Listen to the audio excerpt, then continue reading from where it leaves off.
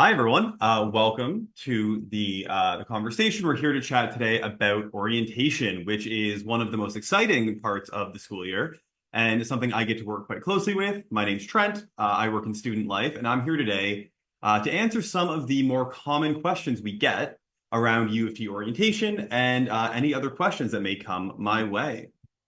So to start, I'm going to answer a question that is perhaps our most common, which is when is U of T orientation, or when does U of T orientation start? So this year, things are actually starting a little bit earlier than usual, with programming beginning the weekend of August 24th and 25th, as opposed to historically when it would start around or just after the Labor Day weekend.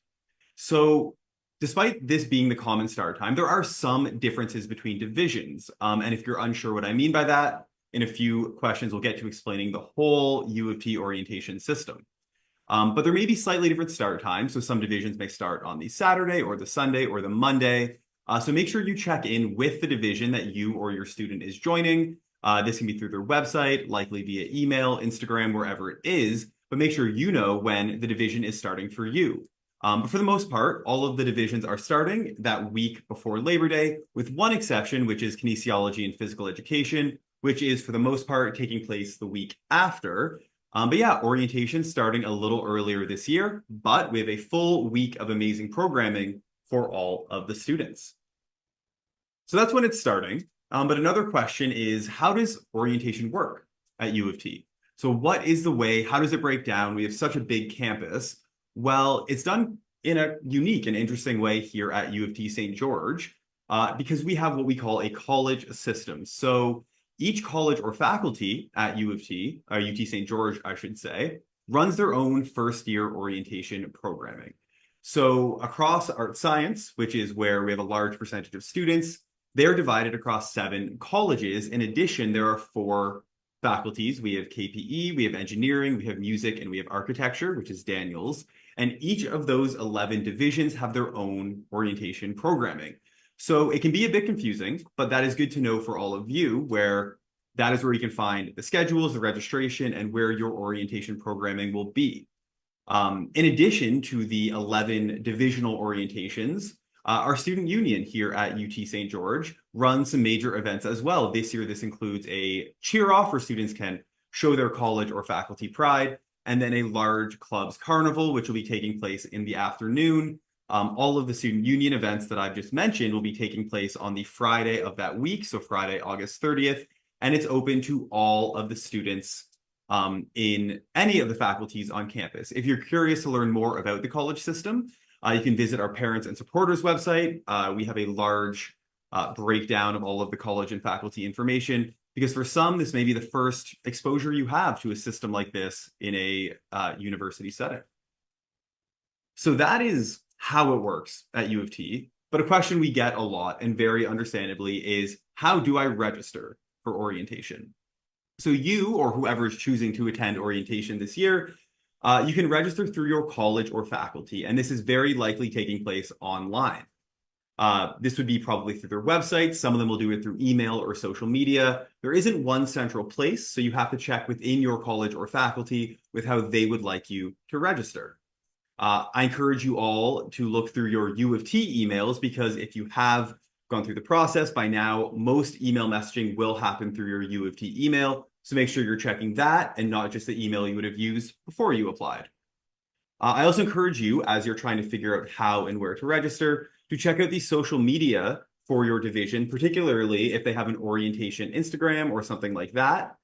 Here they'll have links for things like registration, also schedules, promotions, updates, anything you might need.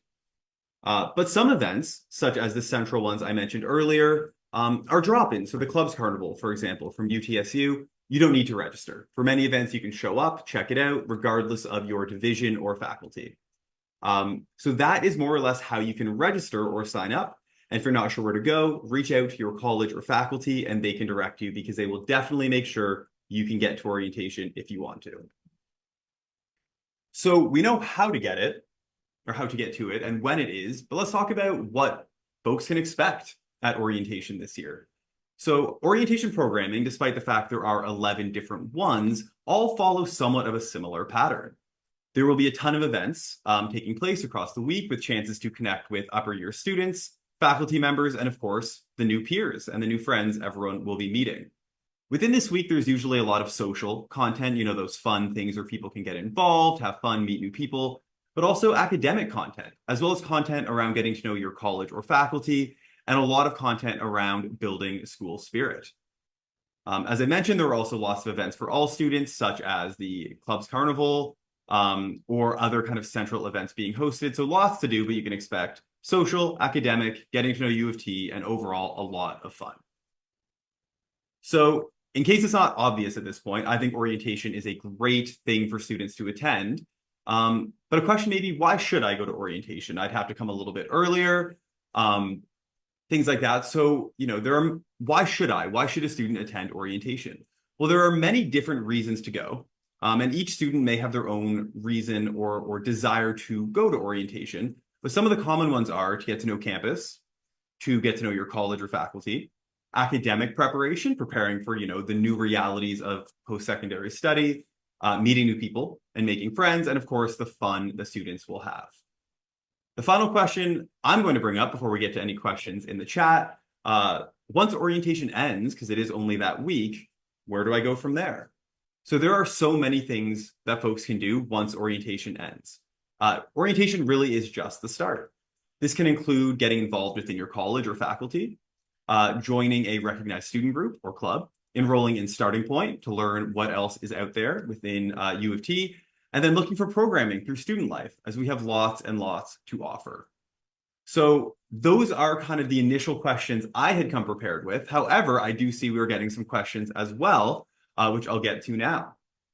So I have a question in the chat that just came my way saying, hi, I'm taking part in new college orientation, and I bought the traditional orientation and international orientation for $130. I've already paid it. Right after I got sent a no reply email saying the payment is pending fulfillment and has been the same way for 2 weeks, but the money's been reduced from the card. What am I supposed to do? Basically, the question is, if I've paid for something and I'm not totally sure the process, what should I do? I would email the college directly. So New College, they have orientation staff and they have student life staff. If you email them, and you can even forward what you got. And if you go to the New College website, you can find all of the contact info there. Email them and explain, and they can walk you through what is happening. Most likely, there's been a bit of a delay in the process, but most likely things are moving ahead as planned. But if you check in with them, they can either let you know what to expect or let you know the process for figuring it all out. But reaching out directly to them is definitely the best next step.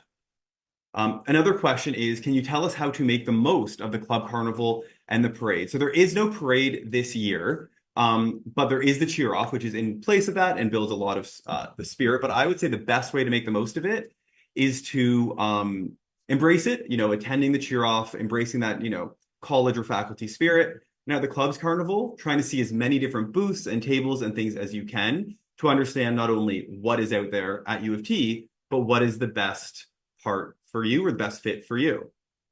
I want to thank everybody for attending and for all of the questions. And I look forward to seeing everyone at orientation this year at UT St. George. Thank you so much.